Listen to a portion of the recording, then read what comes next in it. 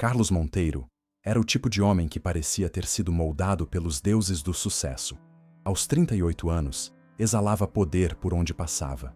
Dono de uma das maiores redes de tecnologia da América Latina, sua imagem estava estampada em revistas de negócios, capas de jornais e eventos de gala onde os aplausos eram automáticos e os sorrisos, mesmo falsos, sempre se inclinavam a seu favor. Alto, musculoso, cabelos escuros perfeitamente alinhados, olhos penetrantes e uma presença que fazia o tempo parecer desacelerar quando entrava em qualquer sala. Aparentemente, ele tinha tudo, mas ninguém sabia que, dentro daquele homem inalcançável, morava uma solidão que nem o dinheiro, nem os aplausos, nem os corpos perfeitos que o rodeavam conseguiam preencher. O dia começava cedo e terminava tarde. Reuniões, metas, jantares de negócios, eventos beneficentes que ele financiava mais por imagem do que por empatia. Carlos estava cercado por luxo, mas a verdade é que quase ninguém ali sabia sequer o que ele gostava de fazer nas poucas horas de folga que tinha. Nem ele mesmo sabia. Vivia com os horários lotados e o coração vazio. As relações eram todas superficiais, contratos disfarçados de amizades, paixões com prazo de validade, conversas em que ninguém realmente ouvia. Carlos era respeitado, temido, desejado, mas não era amado. E essa ausência o corroía lentamente, como uma rachadura invisível que, com o tempo, ameaça derrubar até o mais imponente dos castelos. Na infância, ele aprendeu que amar era perigoso. Viu sua mãe ser abandonada por um homem que prometeu o mundo e sumiu na primeira dificuldade. Cresceu ouvindo que homem de verdade não chora, não depende de ninguém, não se apaixona, constrói. E foi isso que fez. Construiu um império. Mas ninguém o ensinou o que fazer depois. Não havia instruções para o que se sente quando, ao fim do dia, se deita sozinho numa cama de 1000 fios egípcios e percebe que o silêncio do quarto vale mais do que todos os elogios que ouviu no dia. Era nesse vazio, entre uma vitória e outra, que Carlos se encontrava. E era nesse vazio que, sem saber, ele estava prestes a ser encontrado. Naquela semana, uma das empresas do grupo passava por uma reformulação estrutural. Carlos, que raramente descia aos setores mais operacionais, decidiu fazer uma visita surpresa à filial da zona industrial. A ideia era motivar os funcionários, reforçar a cultura da empresa e, segundo ele mesmo, mostrar liderança de perto. Mas, no fundo, era uma tentativa inconsciente de escapar por algumas horas do tédio luxuoso em que vivia. Ele não imaginava que ali, entre pilhas de papel, corredores mal iluminados e o som das impressoras em ritmo frenético, seus olhos cruzariam com algo que seu coração reconheceria antes mesmo da razão compreender. Uma mulher comum, fora dos padrões, ignorada por todos, mas que carregava uma luz que nenhuma maquiagem ou status social seria capaz de falsificar. Seu nome era Beatriz. Beatriz da Silva nunca pediu aplausos. Nunca sonhou em ser capa de revista, nem desejou ser o centro das atenções. Para ela, acordar cedo, pegar 2 ônibus até a empresa e enfrentar olhares atravessados no elevador já exigia força suficiente para esgotar qualquer alma. Aos 32 anos, Beatriz carregava no corpo todas as marcas que a sociedade se recusava a enxergar como humanas. Era gorda, muito gorda, de uma forma que a fazia ser notada não pela presença, mas pelo julgamento. Era o tipo de mulher que as pessoas olhavam de cima para baixo, que sussurravam nas costas, que era motivo de piadas mal disfarçadas nos corredores da empresa. Ela ouvia, sempre ouvia, e engolia cada riso debochado, como quem engole pedras, uma por uma, até aprender a caminhar com elas no estômago sem deixar transparecer a dor. Não era preguiça, nunca foi. Desde a adolescência, Beatriz tentava de tudo. Dietas, exercícios, tratamentos, restrições absurdas, mas seu corpo resistia como se carregasse um segredo que ninguém queria ouvir. Até que veio o diagnóstico: disfunção severa na tireoide, alterações hormonais, metabolismo desregulado. Palavras médicas que explicavam o peso que ela nunca conseguiu perder, mas que não serviam de escudo contra o preconceito de quem só via a superfície. Beatriz sabia. Sabia que, para o mundo, ser uma mulher gorda e pobre era quase uma sentença de invisibilidade. E mesmo assim, ela seguia, todos os dias. Com a cabeça erguida, os cabelos presos num coque simples, a roupa modesta e o sorriso discreto de quem já tinha aprendido a sobreviver onde outros apenas passam. Ela trabalhava como auxiliar administrativa em uma das empresas do Grupo Monteiro, um nome pomposo para uma função que poucos respeitavam. Seu trabalho era impecável, mas sua aparência sempre falava mais alto do que suas habilidades. Os chefes fingiam não vê-la. As colegas a ignoravam ou riam pelas costas. Os seguranças nem sempre abriam a porta com gentileza. Mas Beatriz tinha algo que nenhum cargo, nenhum diploma e nenhuma cirurgia estética seria capaz de ensinar: empatia. Ela lembrava o nome dos porteiros, levava café para a faxineira, perguntava se a moça da recepção estava bem quando notava seus olhos vermelhos. Porque Beatriz, apesar de tudo o que o mundo lhe negava, nunca deixou de oferecer o que tinha de mais valioso: um coração inteiro. Em casa, a realidade era ainda mais dura. Morava num bairro afastado, numa casa simples, com a mãe idosa e o irmão mais novo, que sonhava em ser técnico em informática. Ela sustentava os dois, pagava as contas, cuidava dos remédios, fazia comida e ainda estudava à noite, tentando concluir uma faculdade trancada por falta de dinheiro. Nunca namorou de verdade. Os poucos que demonstraram interesse sumiram quando viram sua aparência. Um deles, certa vez, teve coragem de dizer na cara dela que até era legal, mas com esse corpo não dava para apresentar para os amigos. Beatriz não chorou naquele dia. Só respirou fundo, agradeceu e foi embora. Depois, sozinha no ônibus, desabou em silêncio, como fazia sempre. E foi nesse cenário de invisibilidade forçada, de batalhas diárias e pequenas resistências silenciosas, que Beatriz seguiu vivendo. Não esperava milagres, não pedia olhares de admiração, só queria respeito e paz. Mas a vida, às vezes cruel, às vezes mágica, tem o estranho hábito de colocar luz onde todos só enxergam sombra.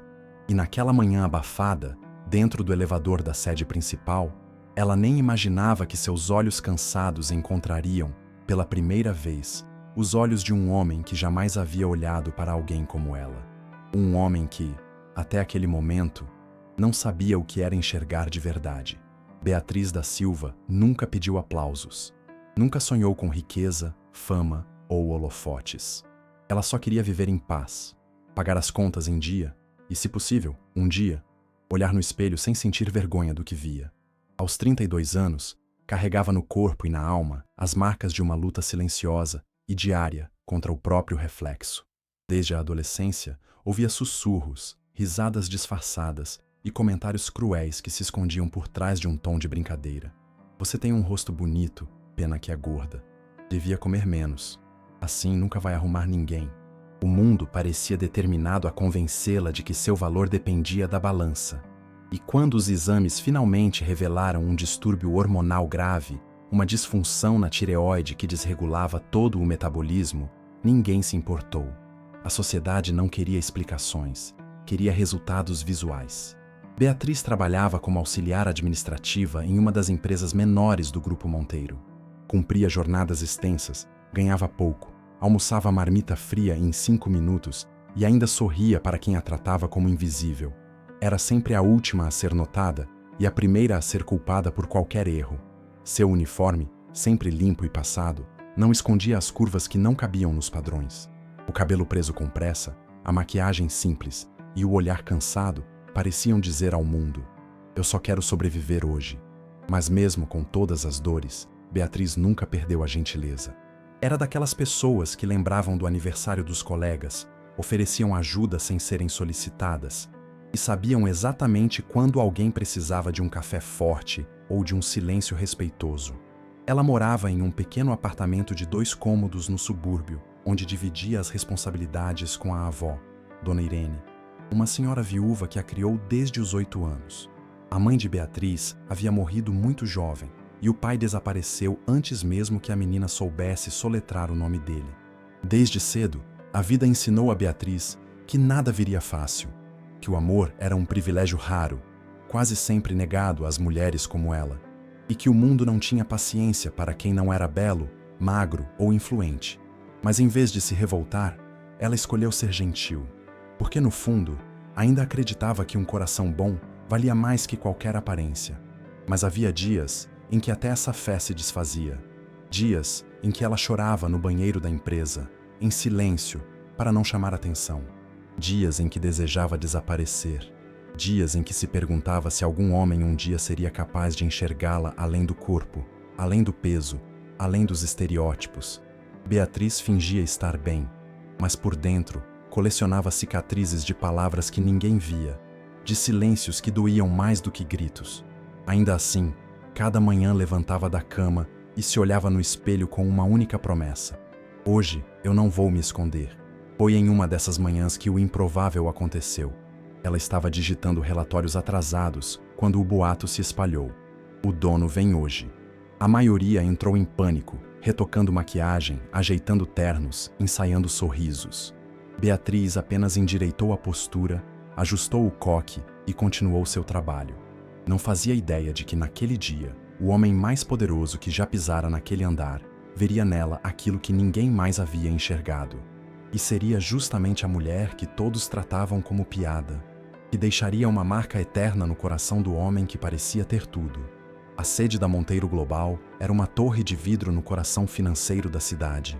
O prédio refletia o céu com arrogância e se erguia como um monumento ao poder e ao prestígio de seu fundador. Lá dentro, tudo parecia milimetricamente calculado para impressionar. Os móveis importados, o aroma sutil nos corredores, a música ambiente cuidadosamente selecionada para transmitir elegância silenciosa. E naquela terça-feira abafada de setembro, com o sol brilhando demais e a cidade mais impaciente do que o normal, Carlos Monteiro decidiu visitar pessoalmente a área administrativa de uma das filiais que passava por mudanças internas. Não era comum ele fazer isso. Raramente deixava o 18º andar, onde funcionava sua sala de reuniões com vista panorâmica e sofás italianos. Mas naquele dia, por alguma razão que nem ele soube explicar, resolveu descer. Com passos firmes e escoltado por 2 assessores discretos, entrou no elevador privativo. O destino era o 6º andar. Um trajeto rápido, mas algo, talvez o universo, talvez o acaso, decidiu interromper a rotina. Quando o elevador chegou ao 3º andar, as luzes piscaram por um segundo. Um aviso soou, e então a porta se abriu de forma inesperada. E ali, com uma pasta azul apertada contra o peito, estava Beatriz, ofegante, suada, com os cabelos ligeiramente desarrumados e um olhar que misturava pressa e constrangimento. Ela não o reconheceu de imediato. Sabia que aquele homem era importante, talvez um gerente, talvez um sócio, mas não imaginava que era ele, o dono de tudo aquilo. Hesitou em entrar, mas a porta começava a fechar e ela, educadamente, fez um gesto tímido. Carlos, por impulso, colocou a mão na porta e manteve-a aberta. Não disse nada. Apenas observou enquanto Beatriz entrava, com a cabeça levemente abaixada, tentando ocupar o menor espaço possível naquele ambiente de luxo que parecia não ter sido feito para ela. O elevador seguiu. O silêncio era quase absoluto, interrompido apenas pela música ambiente que tocava um piano instrumental qualquer. Carlos, acostumado com a presença de mulheres lindas, arrumadas, maquiadas até os cílios, estranhou a própria reação. Havia algo naquela mulher que o inquietava. Não era beleza convencional, não era perfume caro, era presença, uma sensação estranha de verdade. Enquanto ela apertava nervosamente os dedos sobre a pasta, ele reparava nos pequenos detalhes, o suor na nuca, a respiração levemente acelerada, o jeito como os olhos pareciam esconder um universo inteiro de histórias que ninguém ali jamais quis escutar. "Está calor hoje, não é?" ele disse, sem pensar. A própria voz o surpreendeu. Beatriz ergueu os olhos, surpresa. Era a primeira vez que alguém como ele falava com alguém como ela naquele elevador. Sorriu de forma tímida, quase pedindo desculpas por existir. "Muito", respondeu. "E o elevador sempre quebra quando a gente mais precisa, né?" Carlos riu. De verdade. E não estava acostumado com isso. Ela não tentou puxar assunto. Nem elogiou a roupa dele, nem perguntou sobre negócios. Apenas voltou a olhar para frente, alheia ao impacto que causava naquele homem acostumado a ser bajulado. E foi nesse silêncio, nesse nada, que tudo começou. Porque pela primeira vez em muito tempo, Carlos sentiu que estava ao lado de alguém real.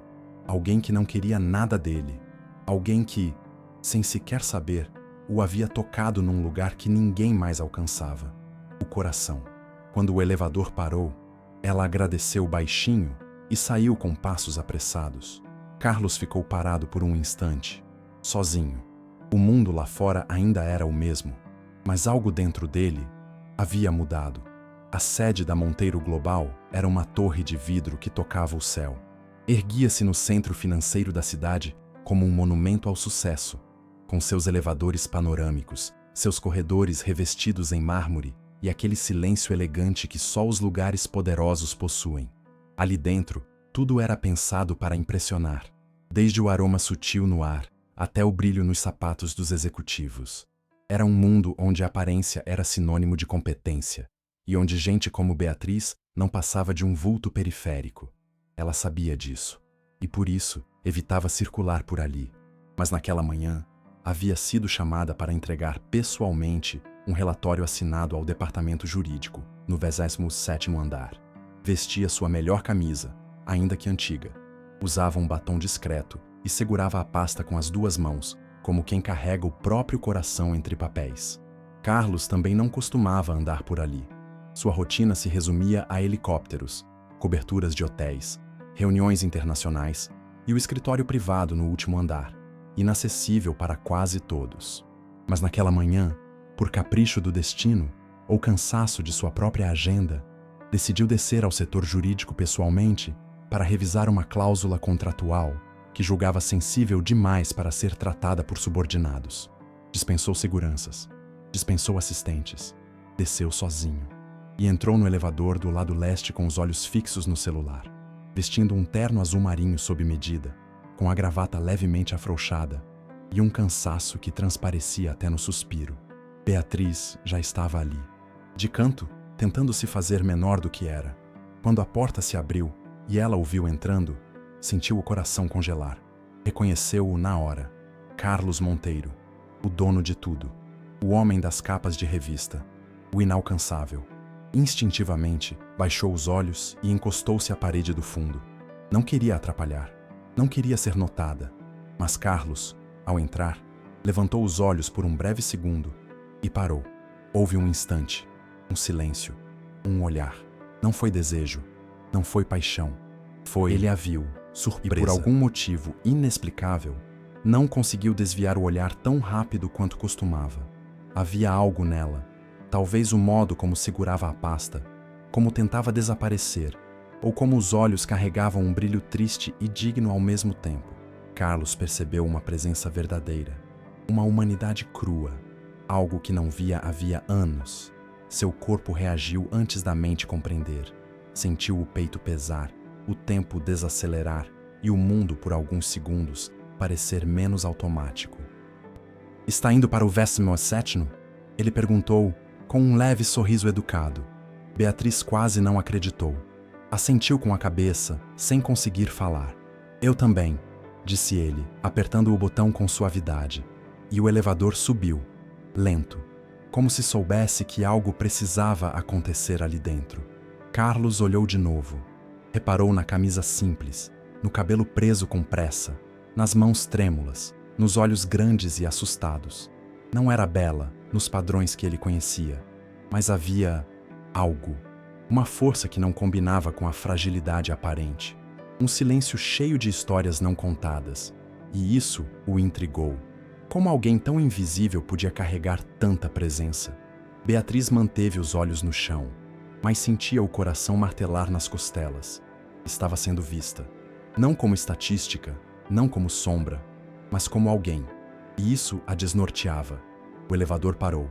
As portas se abriram. Carlos fez um gesto para que ela saísse primeiro, e ela saiu, as costas arrepiadas, as pernas fracas, mas o coração, vivo como há muito tempo não estava. Naquela manhã, o improvável havia acontecido. E embora nenhum dos dois soubesse ainda, aquele breve encontro seria o primeiro fio de uma história que mudaria tudo, que enfrentaria julgamentos, transformaria destinos e provaria, para o mundo inteiro, que o amor, quando é real, Começa onde todos acreditam que termina. Carlos tentou esquecer. Passou os dias seguintes enterrado em reuniões, contratos e videoconferências internacionais. Tentou racionalizar o que sentiu no elevador, como uma impressão passageira, um lapso de sensibilidade provocado talvez pelo estresse, pela rotina exaustiva ou até por uma curiosidade aleatória. Mas ele sabia que não era isso. A imagem de Beatriz voltava à sua mente nos momentos mais improváveis, durante o almoço com investidores, enquanto digitava senhas automáticas, até na hora de dormir. Era um olhar, uma aura, uma calma estranha em meio ao caos do seu mundo perfeito. E quanto mais tentava apagar da memória, mais aquela mulher, tão fora dos padrões que ele conhecia, se fixava no centro de seu pensamento. Ele se pegava observando o setor administrativo de longe. Criou motivos fúteis para circular por lá. Perguntava por relatórios que nem precisava ler. Chegou a inventar reuniões com supervisores só para atravessar os corredores. E lá estava ela, sempre discreta, sempre invisível para os outros, mas absurdamente presente para ele. E isso o desestabilizava. Como podia, entre tantas mulheres belas, elegantes, perfeitas e treinadas para seduzir, ser justamente aquela quem mexia com ele? Por que seu coração reagia com calor toda vez que a via organizando pastas ou carregando papéis, com a testa levemente suada e os olhos atentos, como se cada detalhe fosse uma missão sagrada? Carlos não era ingênuo. Sabia como o mundo funcionava. Sabia o que esperavam dele. Um homem como ele, bilionário, influente, desejado, não podia se apaixonar por alguém como Beatriz. Não podia sequer demonstrar interesse. Seria escândalo, meme, manchete de fofoca. Seus amigos ridicularizariam. Seus sócios o advertiriam. Seus assessores tentariam silenciar tudo com uma nota oficial. Ele cresceu num universo onde a estética era tudo, onde o sucesso precisava estar de mãos dadas com a beleza, e onde o amor só era aceitável se vinha embalado como propaganda de perfume. E Beatriz? Beatriz quebrava todas essas regras. Era o oposto do que o mundo dizia que ele deveria amar. E mesmo assim, cada vez que a via, o peito pesava com uma verdade que ele não sabia mais esconder, nem de si mesmo. Estava apaixonado. Mas Carlos resistia, negava, ignorava, e com isso adoecia por dentro.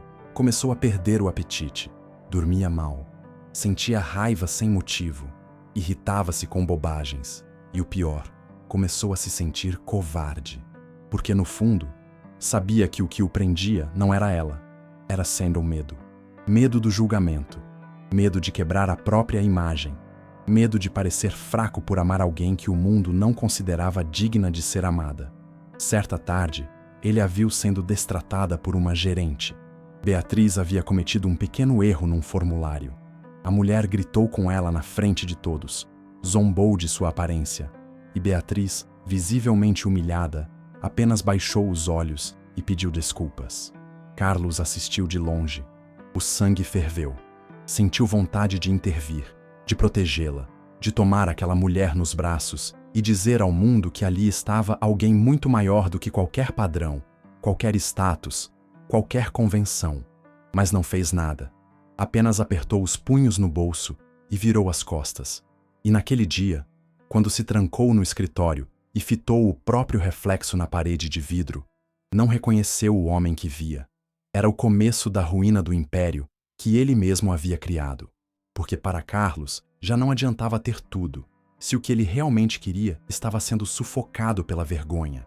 E naquele silêncio solitário, ele começou a entender, ou teria coragem de enfrentar o mundo, ou passaria o resto da vida fugindo do amor mais verdadeiro que já conheceu.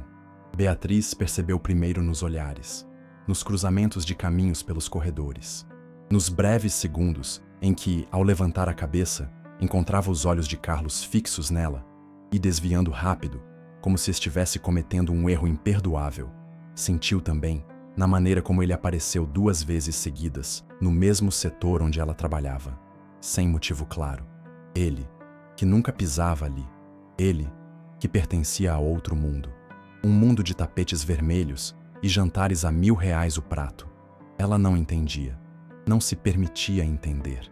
Achava que era impressão, que devia estar delirando.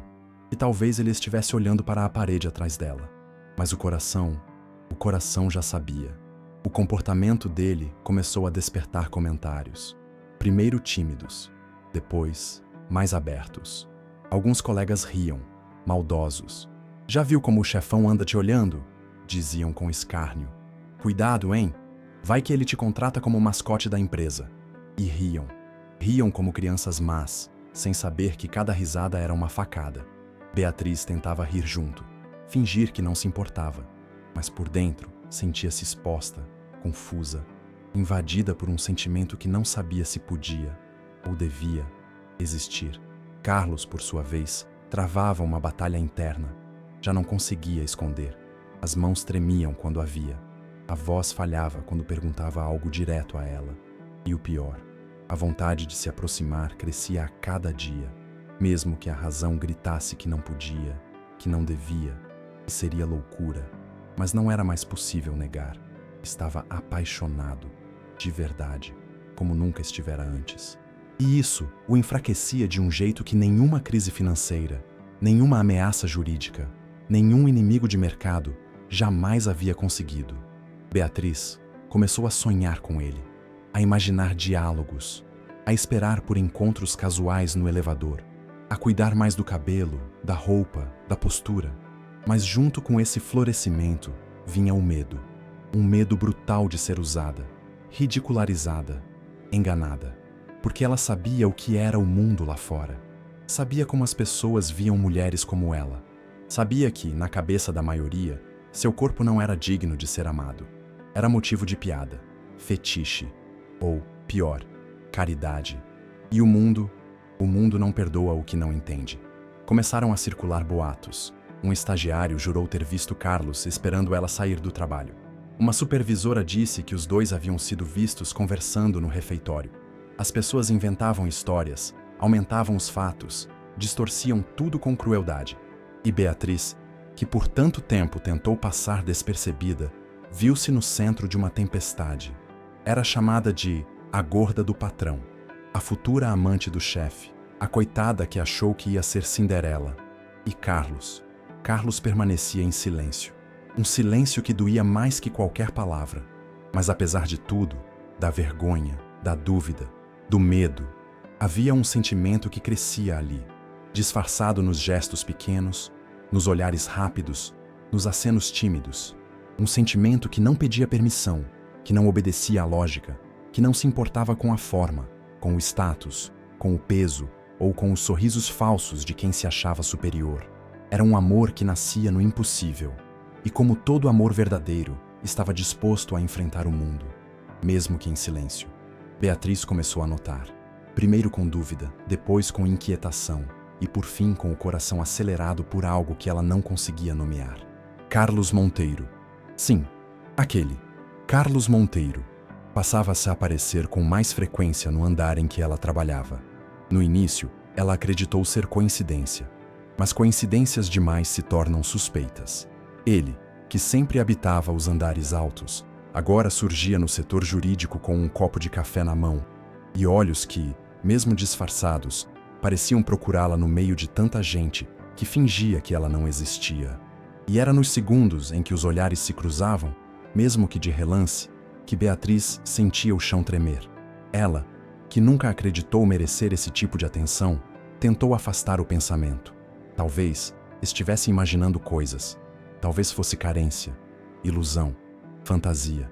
Afinal, como poderia aquele homem, dono de um império, com um corpo que parecia esculpido em revista e uma fila de mulheres aos seus pés, se interessar por uma mulher como ela, gorda, com marcas na pele, roupas simples, um corpo fora dos padrões? A mente dela repetia o que ouviu a vida toda. Você não é suficiente, você não é desejável. E mesmo assim, havia algo naqueles olhos, algo que fugia do controle, algo que a fazia sentir-se vista. Carlos, por outro lado, já não conseguia esconder. Tentava manter a compostura. Agia como se estivesse ali apenas por questões técnicas. Mas os olhos o traíam. Sempre voltavam para ela. E os mais atentos perceberam. Os olhares atravessados começaram. As conversas cochichadas nas copas.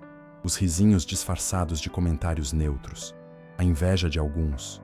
O desprezo de outros. E o deboche de muitos. Você viu com quem o patrão anda trocando olhares? Logo ele, que podia ter qualquer uma. Deve ser caridade, né? As palavras rodavam os corredores como veneno em forma de ironia. E Beatriz ouvia. Sempre ouvia. Como ouviu a vida inteira. Mas dessa vez, doía mais. Porque envolvia esperança. A esperança era o que mais a assustava. Porque a fazia sonhar. E sonhar, para alguém como ela, sempre foi perigoso. Já havia tentado uma vez. Um colega da faculdade, gentil, sorridente, parecia interessado. Saíram 2 vezes. Na terceira, ele trouxe amigos. Apostaram entre si se ele teria coragem de beijá-la em público. Quando descobriu, Beatriz passou semanas sem sair de casa. Aprendeu que amor, para mulheres como ela, vinha sempre com crueldade disfarçada de atenção. Por isso agora, mesmo diante de olhares que pareciam sinceros, ela se fechava, protegia-se como podia, mas o coração não obedece. E toda vez que Carlos cruzava o corredor, todo o autocontrole desmoronava por dentro. O jeito como ele segurava a pasta, o modo contido de sorrir, os olhares que tentavam não ser notados, tudo nela reagia. E mesmo sem trocarem palavras, havia entre eles uma energia muda, densa, como se ambos carregassem o mesmo segredo. Beatriz não ousava imaginar onde aquilo levaria, mas sabia, com cada célula do corpo, que algo havia mudado. E quando passou a ouvir as piadas ecoando nas costas, teve certeza de que o mundo também tinha notado. O mais cruel era o riso dos outros que a fazia duvidar de si mesma. E ainda assim, o coração insistia em esperar, porque apesar de tudo, apesar do medo, da vergonha, das feridas, ela sentia. Sentia que, de alguma forma misteriosa, ela e Carlos estavam sendo puxados um para o outro por algo que nenhuma lógica e nenhum padrão era capaz de explicar. Era fim de expediente quando o céu resolveu desabar. Uma chuva intensa, grossa e inesperada, caiu sobre a cidade como se o próprio universo estivesse tentando lavar mágoas antigas. Beatriz havia esquecido o guarda-chuva e, como de costume, não tinha dinheiro para pedir carro por aplicativo. Decidiu esperar sob a marquise do edifício, com a pasta protegida sob o peito e a alma tentando ignorar o frio que escorria pelas costas. As pessoas passavam apressadas, algumas a reconheciam e riam, outras nem a viam. Ela estava acostumada à indiferença. O que não esperava era ele. Carlos desceu sozinho, sem segurança, sem assistente, sem motorista. Apenas ele, de blazer escuro, molhado pela chuva, os cabelos colados na testa e um olhar tenso. Quando a viu ali, encolhida como quem pedia permissão para existir, algo dentro dele explodiu. Não era pena, não era impulso, era necessidade. Precisava falar, precisava tirar de dentro o nó que carregava havia semanas. Aproximou-se sem dizer nada, parou ao lado dela, e só então, com a voz mais baixa do que jamais usara, murmurou: "Você sente também?" Beatriz franziu a testa confusa. Não respondeu. Não podia. Era perigoso demais. Carlos deu um passo à frente, agora de frente para ela. As gotas da chuva batiam no chão como tambor. O tempo parecia suspenso. "Eu não consigo mais fingir que você é só mais uma funcionária. Eu te vejo, todos os dias. E não importa o quanto eu tente, eu te vejo." Beatriz sentiu o chão sumir. O estômago afundou. A mente gritou: "Cuidado! Isso é uma armadilha! Ele vai rir depois!" Mas o olhar dele, aquele olhar não combinava com maldade. Era frágil, humano, verdadeiro. "Por que está me dizendo isso?" Ela perguntou, a voz trêmula. Carlos abaixou os olhos. Parecia um homem que carregava culpa. Quando voltou a falar, foi como uma confissão. "Porque eu tenho vergonha. Vergonha de mim, por ter sentido medo de amar alguém como você. Porque no fundo, eu sabia, e fingi que não." Beatriz ficou imóvel. As palavras caíram como trovões dentro dela. E a primeira reação foi dor. Muita dor. "Alguém como eu," ela repetiu com lágrimas surgindo nos olhos. "Você tem vergonha? Porque eu sou feia? Porque eu sou gorda?" Carlos deu um passo à frente. Tentou tocá-la. Ela recuou. A chuva agora parecia gritar. Não, ele disse, com a voz embargada. Eu tenho vergonha porque sou covarde. Porque me deixei envenenar pelo que os outros pensariam. Porque demorei para entender que o que eu sinto por você é amor. Beatriz não acreditava. Não podia acreditar. Era demais. Era tudo o que ela sonhara. E, ao mesmo tempo, tudo o que sempre temeu. Amor? Ela sussurrou, quase em choque. Sim, ele respondeu. Eu te amo. Não porque você mudou, mas porque você foi a única verdade na minha vida nos últimos anos. Eu te amo por dentro, por tudo o que você é. E se isso for um erro, eu quero errar pelo resto da vida. E antes que ela dissesse qualquer coisa, Carlos a puxou delicadamente. Não foi um beijo cinematográfico. Foi tenso, tímido, encharcado pela chuva e pelas lágrimas que se misturaram no rosto de ambos. Foi um beijo de dor, de medo, de libertação. Um beijo que não prometia o fim das dificuldades, mas o começo de uma história que nenhum dos dois jamais imaginou que poderia existir. Ali, naquele canto escondido da cidade, sob o peso do preconceito e da força do improvável, nascia um amor real. O amor tinha finalmente sido confessado. O beijo, apesar de tímido e contido, selava algo que nem mesmo a chuva conseguiu apagar. Mas o mundo não perdoa os amores que não cabem dentro da caixa do aceitável. Carlos e Beatriz não sabiam, mas naquele instante em que se permitiram sentir, haviam declarado guerra contra tudo o que as aparências exigiam. E o julgamento foi implacável. Na manhã seguinte, os boatos se tornaram certezas. Um estagiário viu, tirou uma foto de longe e a imagem logo correu pelos celulares como fogo em palha seca. A foto era borrada, mas bastava. Carlos Monteiro, o empresário mais cobiçado do país, o solteiro de ouro, beijando uma mulher gorda, pobre e invisível, sob a chuva, como se o mundo fosse feito só dos dois. A reação foi cruel, rápida, violenta. Os grupos de funcionários explodiram em comentários maldosos. Só pode ser aposta. Deve estar em crise existencial. Vai ver, ela fez algum feitiço. As piadas surgiram em memes. Alguém editou a foto e escreveu em letras grandes: quando o cupido bebe demais. Outros foram mais longe. Criaram montagens, espalharam prints, usaram Beatriz como símbolo de chacota. Nas redes sociais, os comentários sobre ela variavam entre o riso debochado e a indignação moral. Como alguém como ele pode escolher isso? E as palavras mais dolorosas não vinham dos estranhos, vinham dos que conviviam com ela diariamente. Beatriz chegou ao trabalho com os olhos fundos, mas a postura firme. Tentou se esconder dentro da própria rotina, mas era impossível. Os olhares pesavam, os sorrisos falsos, os cochichos, os bilhetes anônimos.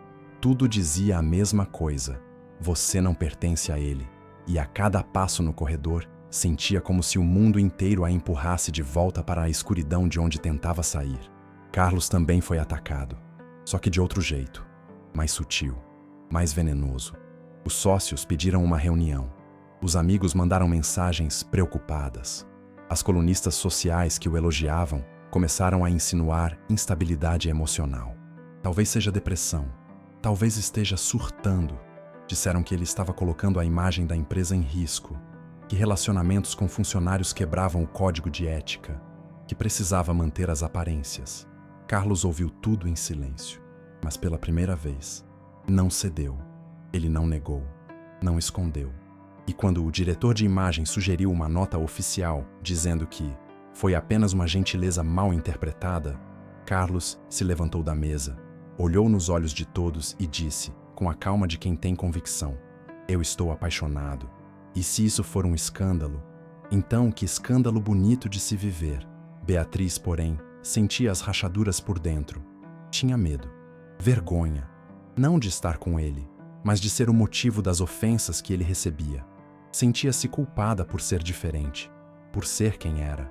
Passava noites acordada, perguntando a si mesma se não seria melhor desaparecer, liberá-lo, evitá-lo, poupar os dois de tanta dor.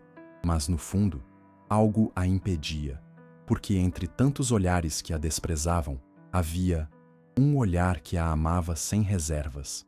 E era isso que ela agarrava com todas as forças. E mesmo que o mundo zombasse, o coração, teimoso, não obedecia. O amor tinha finalmente sido confessado. O beijo sob a chuva não foi apenas um gesto romântico. Foi um ato de coragem, de ruptura, de libertação. Mas como tudo que desafia convenções, não demorou para que o mundo respondesse. E respondeu da pior forma, com deboche, julgamento e veneno. No dia seguinte, o sussurro virou escândalo.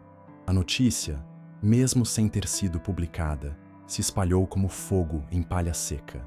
Bastou um olhar diferente nos corredores, uma aparição conjunta na saída do prédio, e os rumores tomaram forma, alimentados por olhares tortos, cochichos disfarçados e celulares apontados na tentativa de capturar uma imagem, um flagrante, uma confirmação. Ele só pode estar doente.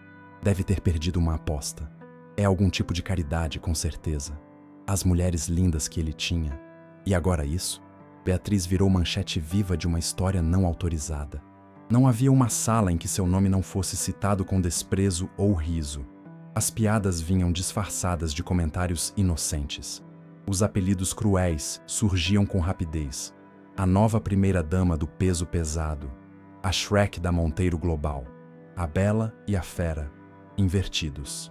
Até funcionários que antes a ignoravam passaram a encará-la com escárnio ou curiosidade grotesca, como se ela fosse uma aberração de circo promovida por engano à protagonista. E Beatriz, por mais forte que fosse, sentiu. Sentiu cada olhar, cada riso sufocado, cada silêncio carregado de julgamento. Sentiu como se estivesse sendo apedrejada em praça pública, mas com palavras, expressões e a indiferença disfarçada de normalidade. Carlos também foi atacado. Não nos corredores. Ali, ainda era o intocável. Mas nas mesas de bar, nas mensagens dos amigos de infância, nas indiretas dos sócios, você precisa pensar na imagem da empresa. Está tudo bem, mas é ela mesmo que você quer levar aos eventos? Imagina o que os acionistas vão dizer. A pressão era sutil e devastadora. O mesmo sistema que o havia coroado agora o puxava pela gravata, exigindo que mantivesse o papel de príncipe perfeito com a princesa que o mundo esperava. Mas Carlos não era mais o mesmo. Algo nele havia rompido. E pela primeira vez, ele olhou nos olhos de seus iguais e disse: "Não me importa." Mesmo assim, a tensão crescia. Em uma reunião, um investidor estrangeiro comentou com desprezo sobre a nova namorada de Carlos, diante de todos. Riram. Carlos se levantou em silêncio e saiu da sala. Cancelou o contrato naquela mesma noite. E embora ninguém tenha dito nada, todos perceberam que aquele homem estava disposto a perder o que fosse preciso para não perder ela. Mas Beatriz não era feita de aço. Chegou a duvidar de si. Se olhava no espelho e perguntava: será que sou mesmo digna? Passou noites chorando. Não por vergonha de quem era, mas pela dor de não ser aceita. Porque amar, quando se é rejeitada pelo mundo, exige uma força quase sobre-humana. E mesmo assim, ela escolheu ficar, escolheu continuar, porque em meio ao caos, Carlos não a soltou. E ela, pela primeira vez na vida, não quis se esconder. Eles sabiam que aquele amor custaria caro, mas sabiam também que há coisas que não têm preço. E entre a aprovação do mundo e a verdade do que sentiam, eles escolheram resistir juntos.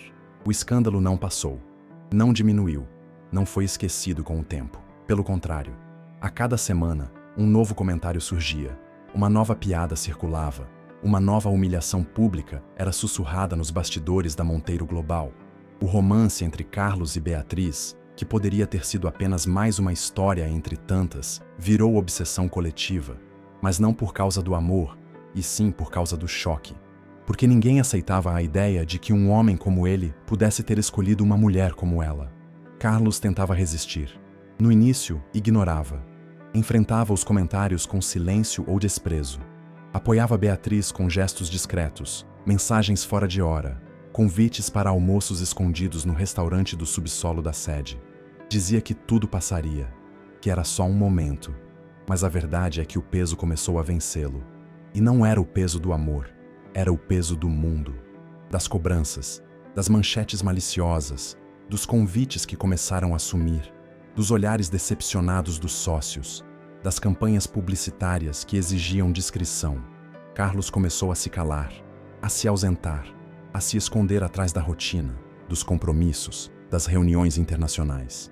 Beatriz sentiu cada silêncio como um grito, cada dia sem resposta como um abandono. E o que mais doía não era a ausência, era a forma como ele tentava fingir que nada havia mudado. Os olhares que antes buscavam os dela começaram a evitá-los. Os bilhetes doces viraram e-mails frios. Os toques sumiram. E então, numa sexta-feira de fim de mês, enquanto o céu preparava mais uma tempestade, Carlos pediu para conversar. Ela já sabia. Encontraram-se na garagem, longe dos olhares. Ele parecia cansado, abatido, sem a firmeza de antes. Ela, por outro lado, estava serena, como quem já esperava a pancada. Beatriz, ele começou, com a voz embargada. Ela não deixou terminar. Vai me dizer que é melhor se afastar? Que é muita pressão? Está fazendo isso por mim? Carlos abaixou os olhos. Doeu ouvir assim.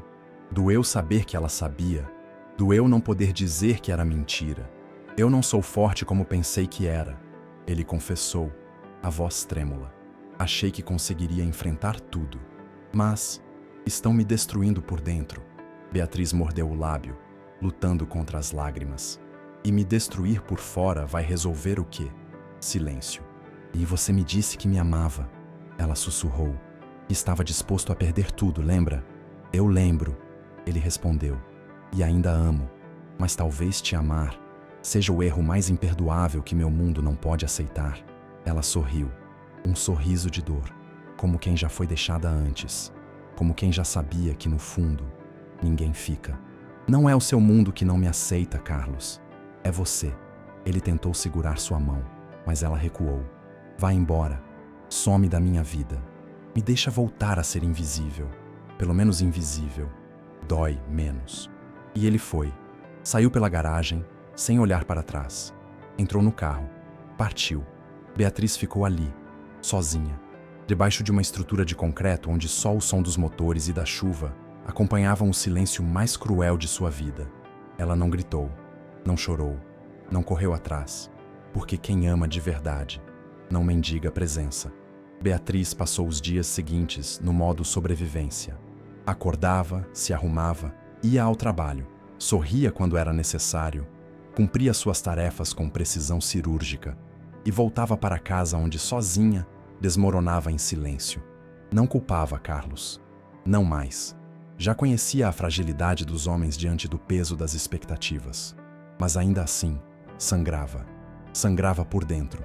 Sangrava por todos os anos de silêncio, de rejeição, de autonegação.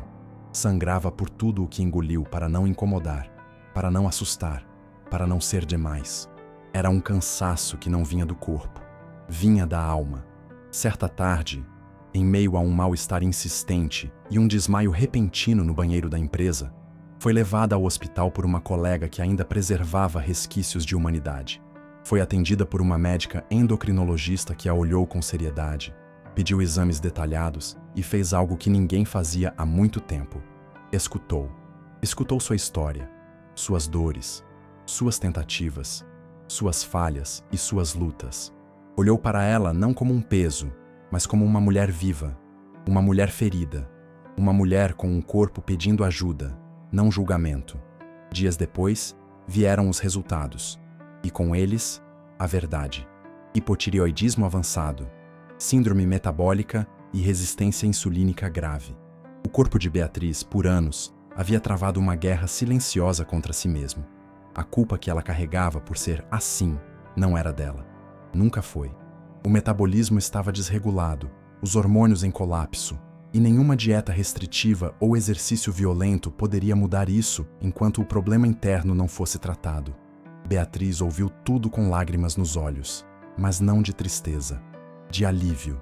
Não era preguiça, não era descuido, não era incapacidade, era doença.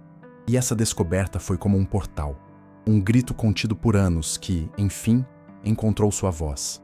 Pela primeira vez, Beatriz não quis mudar para caber no olhar de ninguém. quis cuidar de si por si. Quis entender seu corpo, acolher suas dores e reconstruir sua história a partir da verdade, não da culpa. Iniciou um tratamento completo. Alimentação sob prescrição, medicações corretas, sessões de terapia, acompanhamento clínico. Mudou hábitos, mudou prioridades e, pouco a pouco, mudou por dentro. Nos primeiros meses, nada parecia acontecer, mas ela seguia, não por pressa, mas por compromisso. Deixou de tentar emagrecer por ódio e passou a cuidar de si por afeto. E foi aí que tudo começou a florescer. O corpo respondeu. As roupas começaram a ficar largas. O rosto se desinchou. A pele ganhou viço. A energia voltou. Mas, mais do que isso, a postura mudou. O olhar, o tom de voz, o silêncio, a força. Beatriz estava renascendo. E Carlos? Carlos ainda não sabia, mas havia perdido a mulher que abandonou, porque aquela mulher não existia mais. E a que surgia no lugar dela não aceitava mais ser invisível. Quase 6 meses se passaram desde aquela despedida fria e silenciosa no estacionamento. O tempo, que para alguns serve para esquecer, para Beatriz foi um tempo de reconstrução, não da aparência, da identidade. Enquanto o mundo continuava girando, ela se recolheu. Trocou a exposição pelas consultas, o orgulho pela disciplina, a dor pela busca por sentido. Estudou, leu, se ouviu, se chorou, se curou, de dentro para fora. Aos poucos, a mulher rejeitada, desprezada, humilhada, deu lugar a uma mulher em paz com quem era. Uma mulher que não precisava mais se encaixar, porque transbordava. O corpo mudou sim. Os hormônios foram estabilizados. O inchaço sumiu. As roupas antigas ficaram grandes demais. A postura se ergueu. O caminhar ganhou firmeza. Mas a maior transformação estava nos olhos. Eles já não pediam desculpas por existir. Não imploravam por amor. Carregavam agora algo raro, silencioso e poderoso. Respeito por si mesma. Naquela manhã de segunda-feira, Beatriz voltou. Não avisou ninguém. Não entrou pela porta dos fundos. Não usava mais o uniforme velho. Usava um vestido elegante, discreto, azul marinho, que abraçava o corpo com leveza e dignidade. O cabelo solto, tratado. Os saltos baixos batiam com segurança no mármore do saguão. Os olhares vieram como tempestade. As bocas se abriram. Os celulares tremeram nas mãos. É ela? Cochicharam. Não pode ser. É mesmo a Beatriz? Era. E ela caminhava como quem sabia exatamente para onde ia. Carlos estava no 18º andar. A sala envidraçada, como sempre, refletia sua imagem de homem poderoso. Mas por dentro, ele já não era o mesmo. Desde que a deixou, sua vida se transformou numa sucessão de dias sem sentido. Mulheres vieram. Compromissos foram honrados. O nome continuava valioso no mercado, mas o coração esvaziou. Nenhuma outra voz o tocava. Nenhum outro olhar o atravessava. E mesmo sem saber onde ela estava, cada noite de silêncio gritava uma única pergunta: será que ela ainda pensa em mim? E então, naquela manhã, seu celular tocou. Era um aviso de segurança. A senhorita Beatriz da Silva está aqui, subindo. Ele congelou. Levantou-se da cadeira como se tivesse levado um choque. O tempo desacelerou. O coração acelerou. E quando a porta da sala se abriu, ele a viu. E o chão sumiu. Ela estava diferente. Linda, sim. Mas era mais do que beleza. Era presença. Era poder. Era calma. A mulher que um dia ele conheceu como invisível agora era impossível de ignorar. Carlos tentou falar, mas a garganta secou. Beatriz deu 2 passos e sorriu. Um sorriso leve, maduro, sem mágoa, sem submissão, sem fragilidade. Oi, Carlos, ela disse, com voz serena. Ele respirou fundo. Tentou recuperar a firmeza, mas os olhos dele encheram de lágrimas. Você está... começou a dizer. Eu estou bem, ela completou. Muito bem, na verdade. E naquele instante, Carlos soube. Soube que o amor ainda existia, mas não, era mais garantido. Beatriz havia voltado, mas não era mais sua. Ela era dela. Carlos não dormiu naquela noite. O som dos saltos de Beatriz ainda ecoava nos corredores da sua mente. O olhar firme, a postura ereta, o tom sereno, tudo nele gritava. Ela havia voltado, transformada, inatingível. E ele, que um dia teve a chance de segurar aquele amor nas mãos, agora era apenas um espectador. Um homem de sucesso diante da única coisa que não conseguia comprar: redenção. Durante os dias seguintes, tentou se concentrar nos negócios, mas nada mais fazia sentido. Os números, os gráficos, os contratos, tudo parecia ridículo perto da ausência dela. Foi então que Carlos decidiu fazer o que nunca havia feito com ninguém: implorar. Pediu para vê-la, enviou mensagens, esperou por ela no estacionamento, até que um dia, Beatriz aceitou conversar, mas deixou claro: não me procure querendo o que perdeu. Me procure se estiver disposto a me conhecer de novo. Encontraram-se em um café discreto, longe dos olhos do mundo. Carlos chegou antes, nervoso como um adolescente. Quando ela entrou, com um vestido simples e elegante, ele sentiu o coração travar. Eu sei que errei, disse, sem rodeios. E sei que talvez seja tarde demais. Beatriz o olhou nos olhos. Não havia rancor, mas também não havia mais ilusão. Você não me amava, Carlos. Amava a ideia de me amar. E quando o mundo apontou o dedo, você escolheu fugir. Eu tinha medo, ele confessou. Medo do julgamento, da perda, da imagem. E fui covarde. Mas hoje, eu daria tudo para voltar naquele estacionamento e fazer diferente. Ela respirou fundo, tomou um gole de café. E então, disse com uma calma cortante: eu te amei com tudo o que eu era, mesmo quando ninguém achava que eu merecia ser amada. Mas agora, eu me amo. E só volto para quem for capaz de me amar como eu sou. Na frente de todos, sem desculpas, sem vergonha. Carlos abaixou os olhos. Sentia-se pequeno. E pela primeira vez, ouviu. Ouviu sem se defender, sem tentar justificar, sem tentar inverter a dor. Apenas ouviu. Me diz o que eu posso fazer, ele pediu, com os olhos marejados. Qualquer coisa, eu só quero ter uma chance, uma real. Beatriz sorriu, um sorriso novo, de quem já não esperava nada, mas sabia exatamente o que merecia. Prove, não com flores, nem com promessas. Prove com tempo, com presença, com coragem. Eu não sou mais aquela mulher que te esperava em silêncio. Agora eu escolho quem me merece. E, Carlos, você vai ter que me conquistar. E naquele instante, ele entendeu que não bastava amar. Era preciso merecer. E pela primeira vez em anos, Carlos Monteiro estava disposto a aprender o que era amar de verdade. Carlos voltou a ser presença, mas não como antes. Não como o homem poderoso que andava pelos corredores de terno caro e olhar distante. Ele reapareceu simples, humano, despojado do pedestal onde a sociedade o colocou por tanto tempo. Começou a reaprender o caminho até Beatriz como quem caminha sobre vidro, passo por passo, em silêncio, com respeito. Não tentava forçar conversas, nem cobrar respostas. Apenas estava ali, presente. E cada gesto, cada escolha, cada detalhe, falava mais alto do que 1000 declarações. Ele deixou de frequentar os jantares de elite, recusou convites de colunistas e desfez parcerias com marcas que zombaram dela. Quando um sócio zombou do passado dos dois durante uma reunião, Carlos bateu na mesa, olhou firme e disse: se você acha que amor é motivo de piada, talvez esteja na sala errada. A frase ecoou, e o silêncio foi imediato. Carlos já não precisava provar sua coragem. Estava vivendo-a. Beatriz, por sua vez, observava. Atenta, cética, mas tocada. Ainda ferida, mas disposta a ver. Não se entregava fácil, não sorria como antes. Mas aos poucos, sentia os muros deslizarem.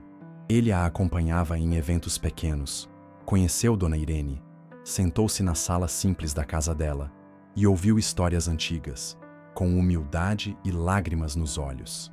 Quando ela organizou uma campanha de doações para famílias em situação de vulnerabilidade, Carlos doou, sim, mas ficou nos bastidores, empacotando cestas com as mãos, sem fotos, sem divulgação, sem vaidade. Certa noite, após uma reunião cansativa, Beatriz encontrou um bilhete discreto na porta de casa. Nele não havia poesia, nem promessas, apenas: hoje é seu aniversário. Preparei um jantar. Só você, Só eu. Nenhuma expectativa. Só presença. Ela hesitou. Pensou em não ir, mas foi. E ao chegar, encontrou um apartamento com luzes baixas, mesa posta com simplicidade e um homem que não usava mais máscara. Carlos cozinhou e queimou a massa. Os dois riram, como antes, como nunca. E quando ele a olhou, sem pedir, sem pressionar, e disse: "Obrigado por me deixar tentar de novo", ela sentiu o coração aquecer. Não com paixão, mas com confiança. Naquela noite, não houve beijo, não houve toque, houve algo maior: respeito. E foi ali que o amor recomeçou, não mais como impulso, mas como escolha. Nas semanas seguintes, passaram a se encontrar mais. Caminhadas no parque, visitas discretas, conversas longas sobre medos e traumas. Carlos contou do pai ausente, da pressão por perfeição, das feridas que nunca cicatrizaram. Beatriz falou da infância invisível, das dores de crescer sendo o alvo de tudo, das noites em que desejou não existir. E entre lágrimas, sorrisos e silêncios, se reconheceram. Não eram mais o homem poderoso e a mulher invisível. Eram dois sobreviventes e estavam, enfim, prontos para amar com coragem. O convite chegou sem alarde, sem capa dourada, sem pompa, sem luxo exagerado. Apenas um envelope branco com letras simples, manuscritas. Beatriz em Carlos. Um recomeço. Você é bem-vindo. Não era uma convocação de status. Era um chamado à verdade. A cerimônia aconteceria num campo arborizado na cidade onde Dona Irene nasceu, com menos de 100 convidados. Os essenciais. Nenhuma celebridade. Nenhum colunista. Apenas gente que viu a dor, sentiu a caminhada, respeitou a história. No grande dia, o céu estava limpo. O sol suave de fim de tarde atravessava as árvores como bênção silenciosa. Os bancos de madeira estavam decorados com flores do campo. Havia um altar rústico, um violino tocando ao fundo e um silêncio reverente no ar, como se até o vento soubesse que aquele momento era sagrado. Carlos estava lá, de pé, vestindo um terno cinza claro sem gravata, o cabelo penteado para trás, o olhar firme e os olhos marejados, não por nervosismo, mas por gratidão. Quando Beatriz surgiu no corredor entre as árvores, todos se levantaram. Ela não usava vestido bufante, nem véu de princesa. Usava um modelo elegante, branco, leve, que moldava o corpo com naturalidade. Caminhava com a cabeça erguida, os ombros relaxados, o sorriso calmo e maduro de quem já chorou tudo o que precisava. Não havia mais insegurança, nem vergonha. Havia orgulho. Havia dignidade. Havia uma mulher completa que não precisava mais ser aprovada para se sentir amada. Carlos a viu e prendeu a respiração. Seus olhos buscaram os dela como quem reencontra a casa depois de anos vagando. Quando Beatriz chegou ao altar, ele estendeu a mão. Ela segurou, com força. E então, diante do celebrante, das árvores e do céu, trocaram votos que não foram copiados da internet. Foram extraídos da alma. Beatriz, eu não te amo pelo que você se tornou. Eu te amo porque mesmo quando o mundo tentou apagar sua luz, você nunca deixou de brilhar. E é por isso que hoje, diante de todos, eu te escolho. Sem medo, sem vergonha, sem desculpas. Ela sorriu, os olhos brilhando. Carlos, eu não sou o que disseram que eu era. E nem você. Hoje, nós não estamos aqui para cumprir expectativa de ninguém. Estamos aqui porque aprendemos que amor de verdade não julga, não pesa, não foge. Amor de verdade fica. E eu escolho ficar com você em todos os dias bons e nos difíceis também. Não houve espetáculo, mas houve. E a verdade, quando dita com coragem, comove até os mais céticos. Quando se beijaram, não foi um beijo ensaiado. Foi um abraço de alma, um reencontro definitivo, um selo de tudo o que viveram. E quem um dia zombou, criticou ou duvidou, naquele instante, silenciou. Porque o amor, quando é real, não precisa se justificar. Beatriz e Carlos não saíram da festa em carro de luxo. Saíram de mãos dadas, sorrindo, com os pés quase descalços e o coração leve. E naquela noite, no quarto simples da pousada onde escolheram passar a lua de mel, fizeram algo mais poderoso do que amar. Dormiram em paz, porque sabiam que, a partir dali, nenhum julgamento teria mais força do que a verdade que viviam. A vida depois do casamento não foi perfeita. Não teve filtros constantes nem finais de semana em iates luxuosos. Teve simplicidade, teve rotina, teve desafios, mas acima de tudo, teve verdade. Carlos e Beatriz aprenderam a conviver com o silêncio que vem depois do sim, com as responsabilidades, com as diferenças, com o tempo.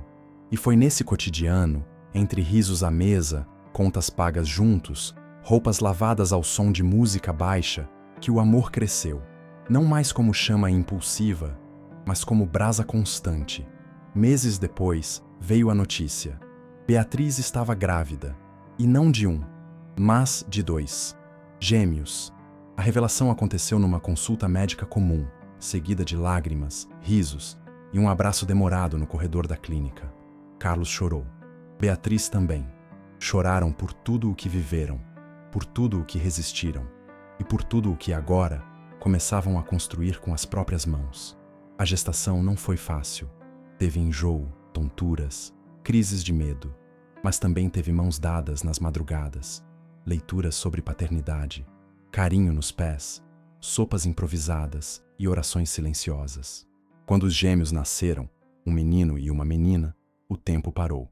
Carlos, que já segurou milhões nas mãos, tremia ao segurar menos de 3 quilos de vida. E Beatriz, cansada e emocionada, olhou para os filhos como quem finalmente entendia o significado da palavra redenção. Os nomes não foram escolhidos por acaso. Clara, a menina, em homenagem à luz que Beatriz passou a enxergar dentro de si quando achava que tudo estava escuro demais. Lucas, o menino, nome bíblico que significa portador da luz, porque foi ele quem trouxe de volta a fé de Carlos na reconstrução, no recomeço, no que ainda estava por vir. A chegada dos filhos não apenas selou a união, expôs ao mundo uma nova versão dos dois. Beatriz passou a ser vista com outros olhos, não apenas como a mulher que venceu o preconceito, mas como mãe, como referência, como símbolo de superação.